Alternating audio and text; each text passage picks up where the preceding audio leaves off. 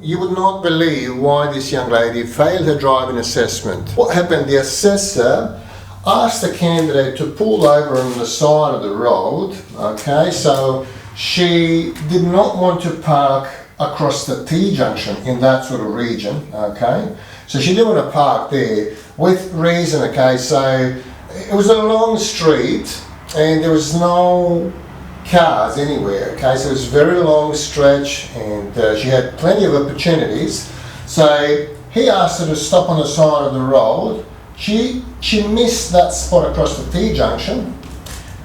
So parking across the T-junction is apparently legal, so that's, you know, what the law suggests. But look, gambling is legal as well, but should you do it?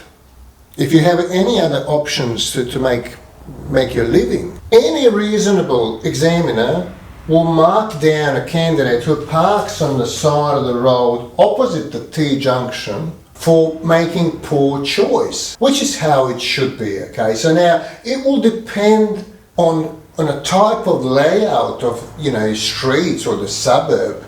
For example, in West Perth, sometimes you have to get fairly close to the T-junction.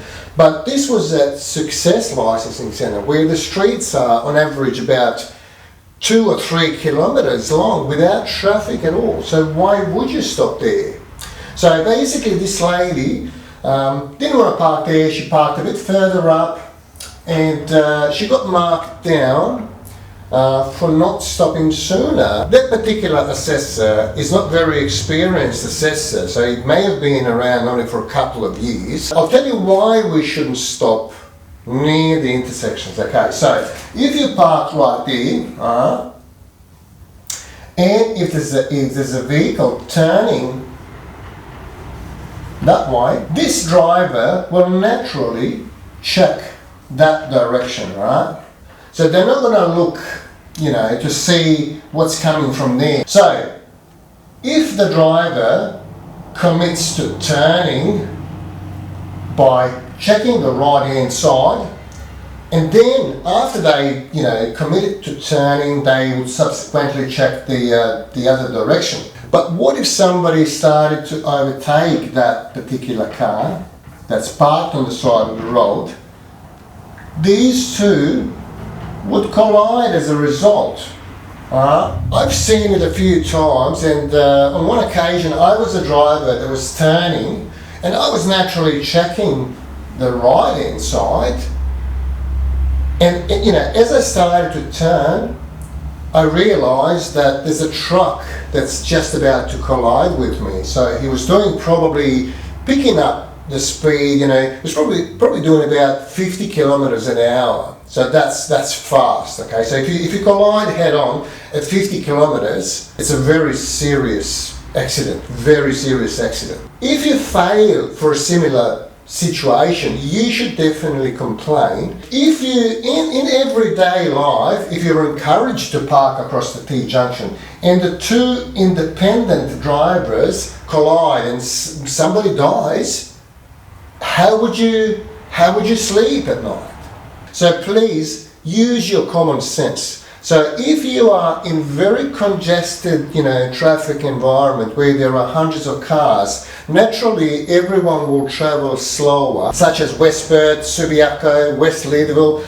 But if you're in Cannington or, you know, Mirrabooka or, you know, Joondalup, some places around Midland, keep it at least a couple of driveways if possible, you know, from any type of intersection. Doesn't matter whether it's on the left or the right. So if something's not illegal, it doesn't mean that we should do it. We should still use common sense. I think it's a perfect analogy when I used gambling. Gambling is not illegal. It's legal. You can gamble as much as you want to. They do tell you gamble responsibly.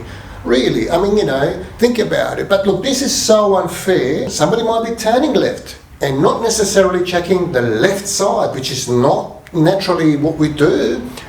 The next moment, once they're committed to turning, particularly where there's a give way situation, so they wouldn't stop even for a moment, it could be very serious.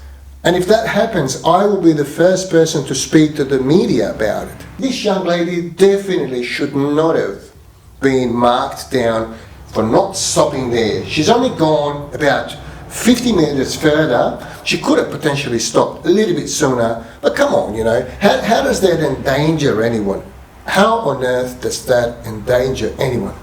So please let me know if you feel that this examiner should be fired. I personally believe that somebody should warn him, and the authorities who make the rules should look at it a little bit differently, you know, from different perspectives, because generally people who sit in the offices and make rules, they don't drive very often. Please feel free to share your thoughts on this topic down in the comments below. Thank you for watching, and I'll see you in the next video.